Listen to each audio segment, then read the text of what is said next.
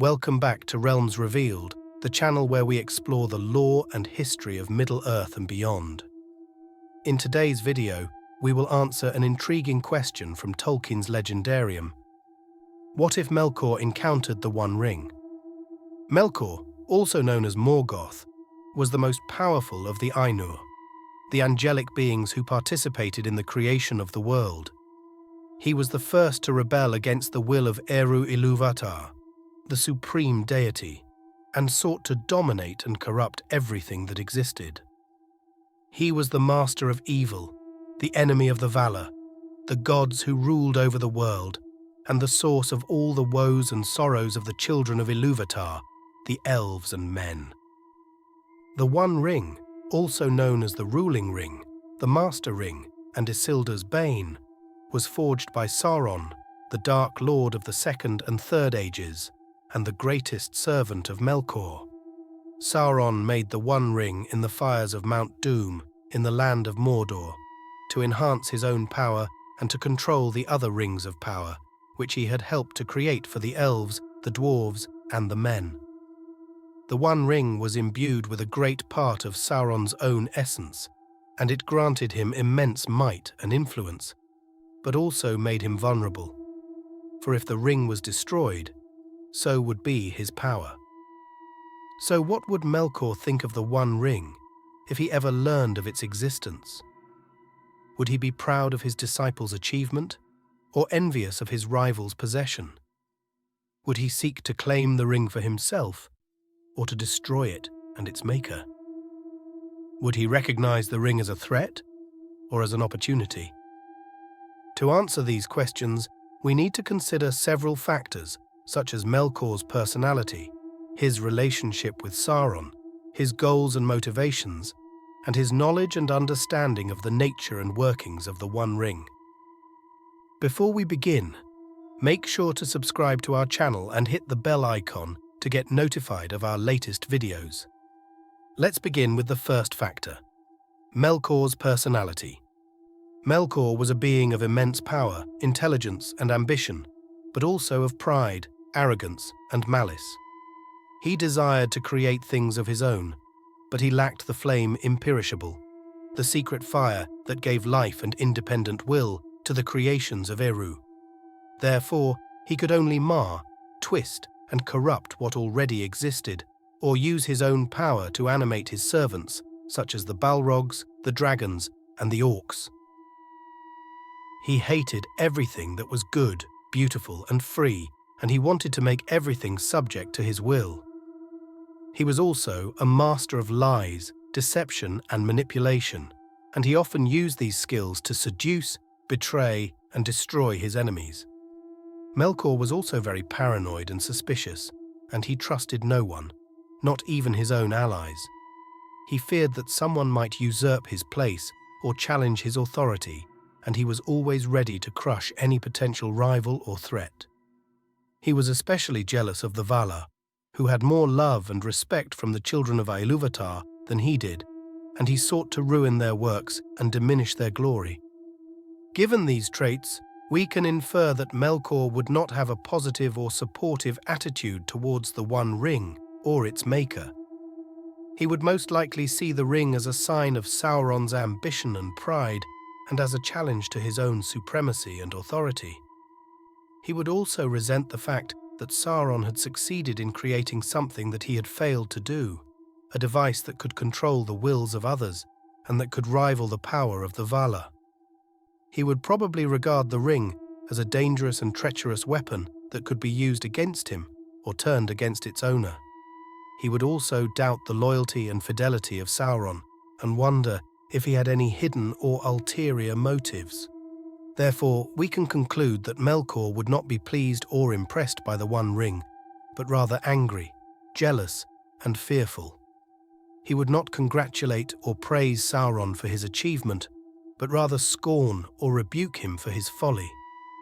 He would not seek to acquire or use the ring for himself, but rather to destroy it and its maker, or to take it away and keep it hidden and useless. He would not recognize the ring as a valuable or useful tool, but rather as a dangerous and harmful trap that could bring ruin and downfall to both of them. Now, we will examine the second factor, Melkor's relationship with Sauron, and how it would influence his opinion and attitude towards the One Ring. Sauron was originally a Maya, a lesser Ainur, who belonged to the people of Aule, the Valar of crafts and smithing. He was a skilled and cunning artisan, and he had a great interest in order and perfection. He was also loyal and faithful to his master, and he served him well in the early days of Arda.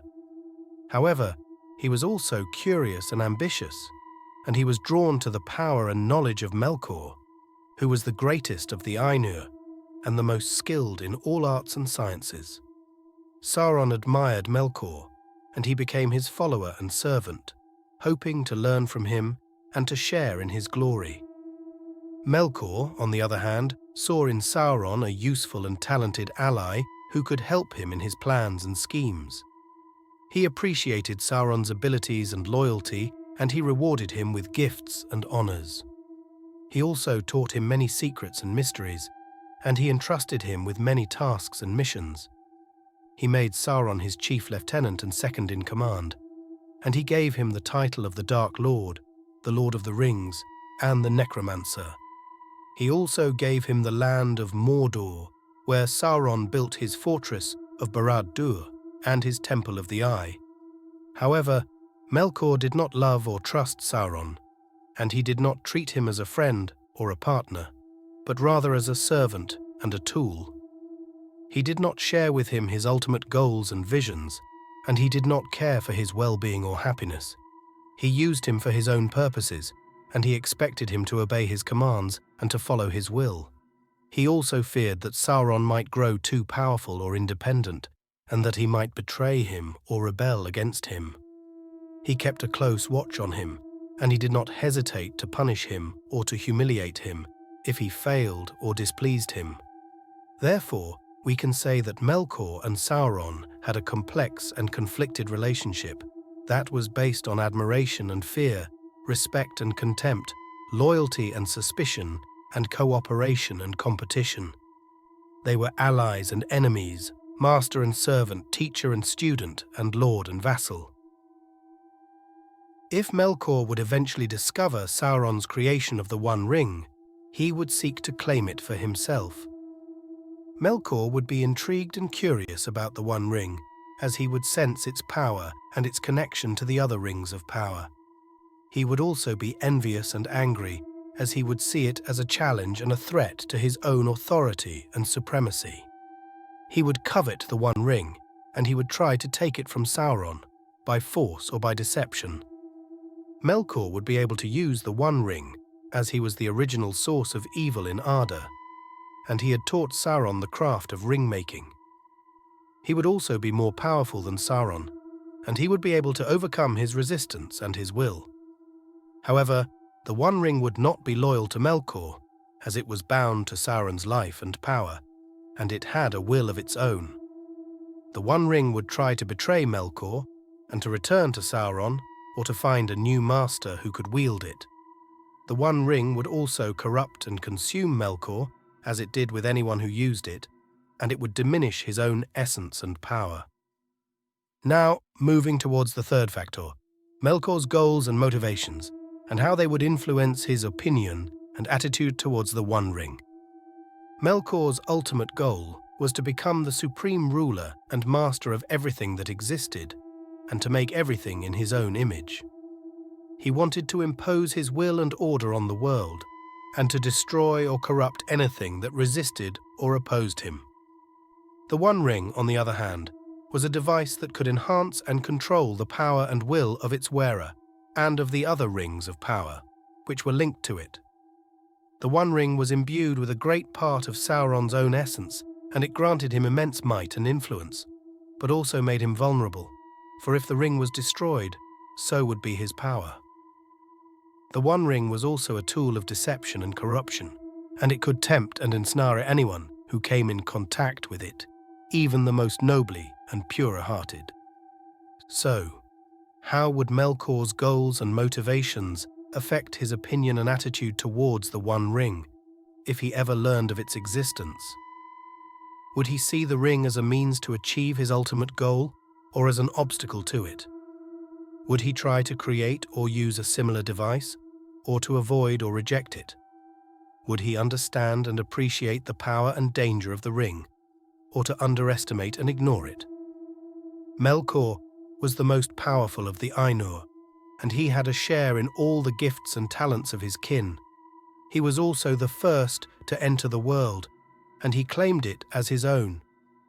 He poured much of his power into the matter of the world, and he corrupted and twisted it to his liking. He also created many weapons and devices of his own, such as the Silmarils, the Iron Crown, the Black Sword, and the Mace of Doom.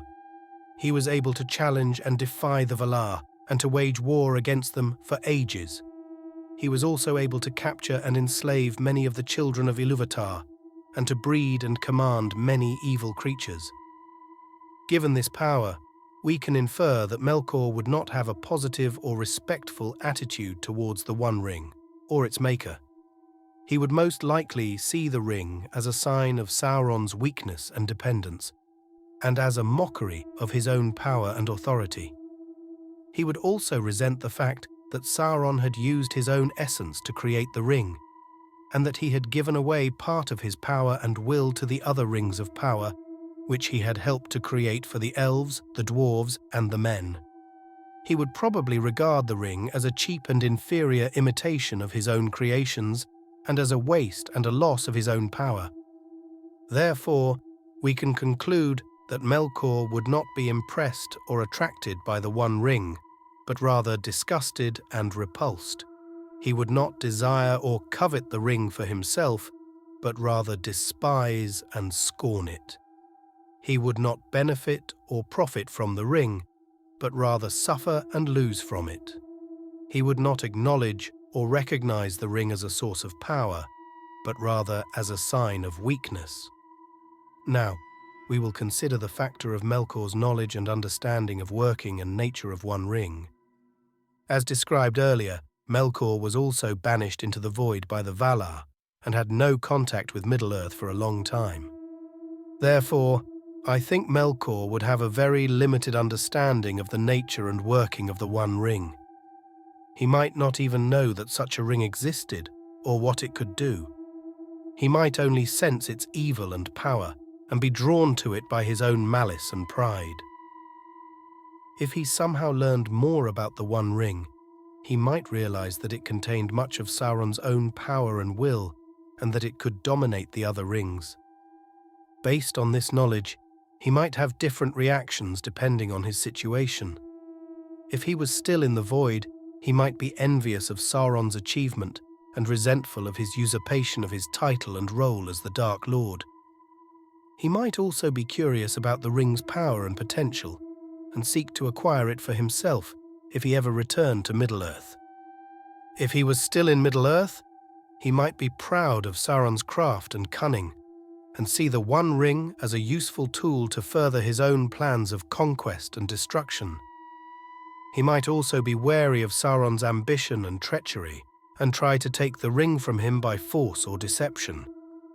He might also be afraid of the ring's corrupting influence, and seek to destroy it or hide it away from anyone's reach. In any case, Morgoth would not be able to use the One Ring as effectively as Sauron, since the ring was attuned to Sauron's essence and will. Morgoth might be able to overpower the ring's resistance, but he would also risk losing some of his own power and identity to the ring. Moreover, Morgoth's power was already dispersed into the matter of Arda, making him weaker and more vulnerable than Sauron. Therefore, the One Ring would not be a great advantage for Morgoth, and it might even be a hindrance or a danger to him. So, we can conclude that there is no definitive answer to what Melkor would think of the One Ring, but we can speculate based on his character and actions. Melkor would be envious of Sauron's creation and seek to claim the One Ring for himself, believing that it would enhance his own power and allow him to control all of Arda. He would not care about the consequences of wearing the ring, such as becoming more corrupt and dependent on it, as he was already utterly evil and arrogant. He would also disregard the fact that the ring was attuned to Sauron's will and might resist his domination. Melkor would be contemptuous of Sauron's creation and consider it a weak and foolish imitation of his own works. He would mock Sauron for investing so much of his power into a single object that could be lost or destroyed, and for being unable to achieve his goals without it. He would also scorn the idea of ruling through the rings of power, as he preferred to destroy and corrupt rather than dominate and manipulate. Melkor would be indifferent to Sauron's creation and ignore it altogether, focusing on his own plans and schemes. He would not see the One Ring as a threat or an opportunity, as he was confident in his own superiority and did not need any external aid. He would also not care about Sauron's fate or the outcome of the War of the Ring, as he was banished into the void and had no interest in the affairs of Arda. These are just some possible thoughts that Melkor might have about the One Ring, based on his personality and history. Of course, there is no way to know for sure what he would think, as he never encountered the ring in the stories. What do you think? Do you agree with any of these scenarios, or do you have a different opinion? Share your thoughts in the comment box.